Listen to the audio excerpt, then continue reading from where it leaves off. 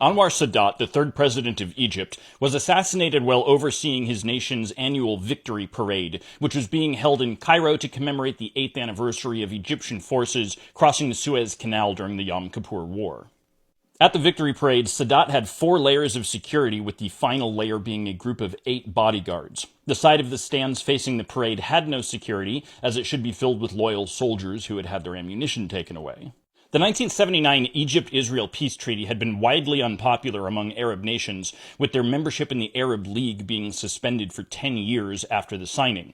Sadat had been slowly, peacefully ingratiating himself with Egyptian Islamist extremists, mainly by releasing members of their organization who'd been jailed by previous presidents, but the Camp David Accords caused them to break away and call for a theocratic overthrow of the Egyptian government. Following a failed military coup in 1981, which he decided to blame on Soviet agitators, he simply began having his opponents arrested. As the military parade started, Egyptian Mirage jets streaked across the sky, and trucks full of Egyptian soldiers and towed artillery pieces began rolling through the street. One truck contained an assassination squad. Lieutenant Khalid Islambouli had secretly distributed ammunition to one truck full of his loyalists, and at the appointed place, used a loaded pistol to force the truck driver to stop in front of the president. Islambouli approached the president as if to respect him with a salute, but as Sadat rose to receive his salute, Islambouli tossed 3 hand grenades that he'd been concealing inside his helmet. Only one grenade went off, but it fell short of its target. At that point, assassins poured out of the truck, firing their AK-47s into the president's dais until they were exhausted of ammunition.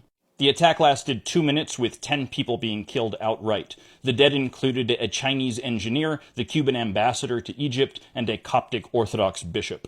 Interestingly, among the 28 wounded were Egyptian Vice President Hosni Mubarak, the Irish Defense Minister, and 4 United States liaison officers. It took 45 seconds for security forces to respond to the attack. They killed 1 assassin, arresting the other 3. Sadat was airlifted to a local hospital, where he was pronounced dead 2 hours later. At the same time, there was a full-scale revolution occurring in the Egyptian territory of Asyut.